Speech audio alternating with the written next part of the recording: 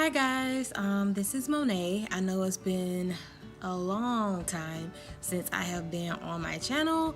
I sincerely apologize if you guys knew just the type of year I have been having. Then you would be like, wow, well, thank you for pressing record today. But I've just been so excited about some of the doors that have been open for me, and I wanted to share them and update you guys. So I recently, well, no, not recently, I decided that I will be going back into the public school sector next year, and I was able to get a job in my local county, and I'm very excited because my local county is actually the county that I attended when I was a student. So I'm very excited about, in a sense, coming back home. Like, everyone has been very friendly, like, oh, we're glad you came back, and just a lot of love, and I am truly grateful. I know that, we always say it's always easy to get a job as a teacher, but there are some people out there that really struggle to find employment and who really struggle to keep employment. So I do count it all joy and I count it all blessings. But again, I wanted to update you. So today I went and met with my principal and my assistant principal.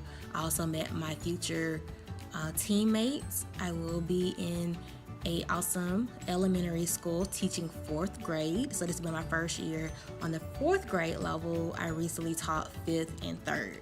So now I'm in the middle, and I'm like, okay, I'm excited because this year I experimented with sixth grade because I was very curious about going to middle school. I wanted to see what it was like and see if I liked it more than elementary, because I had taught fifth grade for 2 years, and I think with me being at the very end of elementary, I was like, what would happen if I take the next step? And so this past year, or this current year, this current school year, I have taught on the middle grades level. Not for me. Not for me. It has been a learning lesson, and I mean, like, in this journey you always pull those things that you want to keep and apply for the next years to come, and then there are some things you're like, I will never try again, I will never do again. My purpose and my goal is to be effective, and it is to enjoy my craft, enjoy my gift and my talent, and where I am, I'm not necessarily doing it like, am I providing curriculum, good curriculum, giving it my all and my best? Yes, because I'm working with my future and I take that very seriously.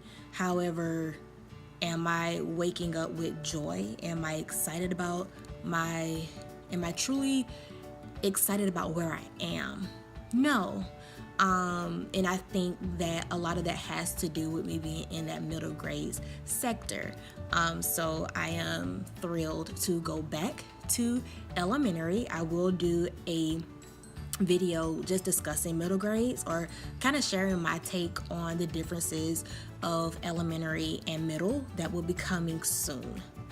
I promise. I know I say that like in my videos, and then y'all don't hear from me for like 4 months, right? But I'm going to do much better. I recently got some good equipment that I think will make it more, it'll make it easier for me to like record and upload.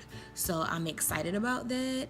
I'm excited about this summer because I will be working on some fourth grade materials and really just some ELA materials, as I have been hired as the ELA teacher, the reading teacher. So everyone knows, or if you don't know, ELA is reading, writing, grammar. So and that's like, y'all know that's my heart.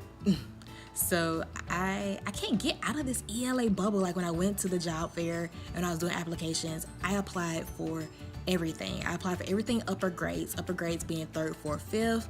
I applied for inclusive, meaning teaching all. I applied for math, social studies, science, ELA. I just put my hat in for everything, but it never fails. Every year, whenever it comes to being departmentalized, I teach ELA. And I kind of blame it on my mom, as my mom has taught ELA for 32 years and is still teaching. So I think she kind of put that on me, And so I'm excited. Like, I'm excited for new beginnings or a different beginning. I'm excited about getting my fire back because right now I feel burnt out. I'm ending my 3rd year as a teacher, and people say all the time, you know, if you make it through the first year, great. If you make it through the 3rd year, you might make it. Like you could, if you make it at 3, you can make it a 5. If you make it a 5, more than likely you're gonna make it a 10. If you do 10, you're gonna do 30. You're gonna do 25 and 30 to retire. Like, that's just how I kind of see it in my head. So I'm blessed that even when there were moments where I wanted to give up because of the challenges, because of, you know, my findings of the education system in the US, not just like in my state, not just in my county, but I really feel like the public school system is broken. And they're scrubbing the bottoms. You know, when I say they're scrubbing the bottom, I mean like they're putting the blame and the focus on teachers, not on students. And I mean, I get that they're putting a lot on teachers, but a lot of what we do is given to us by our head. You know, it's given to us by our principals. It's given to us by our superintendents. It's given to us by our state. So why are you at the bottom? Why are you trying to blame me when everything you push down the pipeline, I am implementing? So again, as a new teacher, you come in with, I don't want to say false expectations, but you come in with like a bubble mentality. You come in thinking, okay, this is how it's going to be. This is how much money I'm going to make. This is how I'm going to manage my time. My students are going to be on level. I am going to differentiate. I am going to do lesson plans. Why? Because your programs, they teach you that. But when you really get in and when you really dig in and you learn the system, you go to the meetings, you go to the PDs, and you're like, wait, what? You get your check and you try to live and pay your car note and you try to go out and do vacations and you're like, what? So, you know, like 3 years in, it's finally hitting me.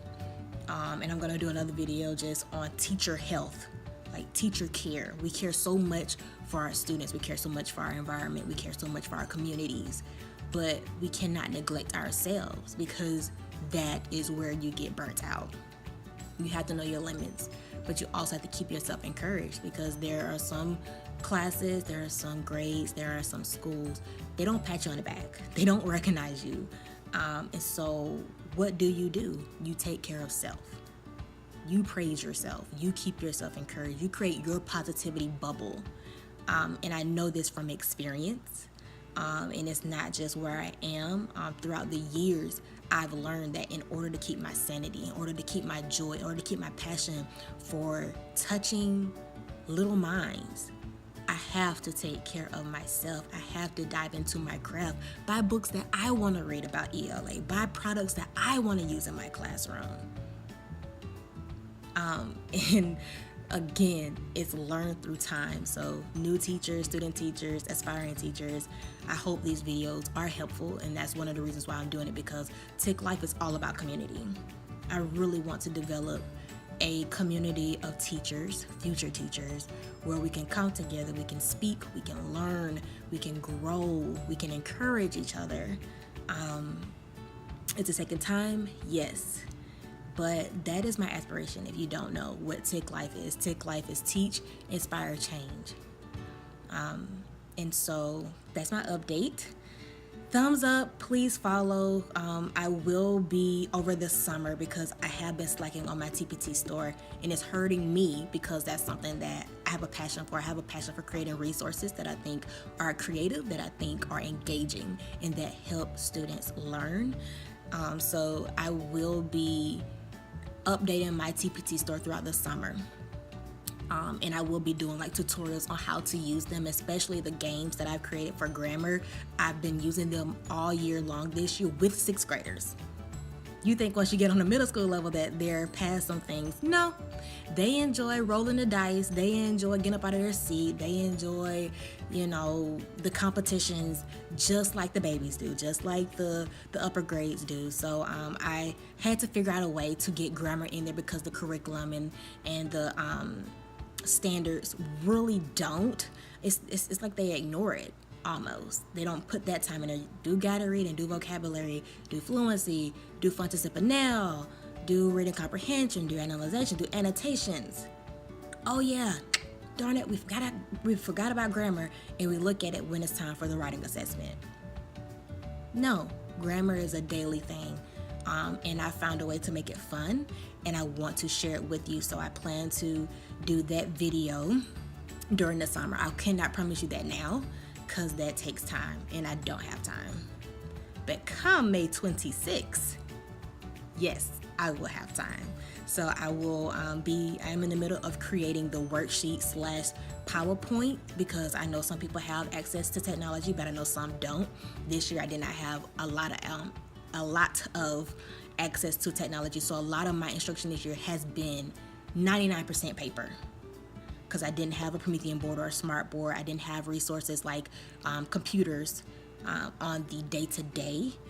So I have the grammar activity paper-based, but I'm trying to organize it in a way that makes sense, that flows, and it will probably be something that is probably more so geared towards upper grades, but grammar is really kind of universal, so I'm pretty sure the lower grades can utilize it as well, but it will expand like into prepositional phrases and things of that nature. But I'm excited. I'm excited to dig back into me, to begin with this vlogging and to go back to my recording, to do my DIYs, to jump into TPT because it's so therapeutic, to go back to my craft, to go back to my God-given gift, and to feel like I'm actually living my purpose. But yeah. My name is Monet. If you don't know, I currently teach and live in Georgia. To be specific, I am in Atlanta, so all of my fellow Atlanta teachers, hi, we're gonna make it through this traffic, right? And just continue to stay focused, continue to stay encouraged, know that you are making a difference in your local and global community, and stay tuned. Peace.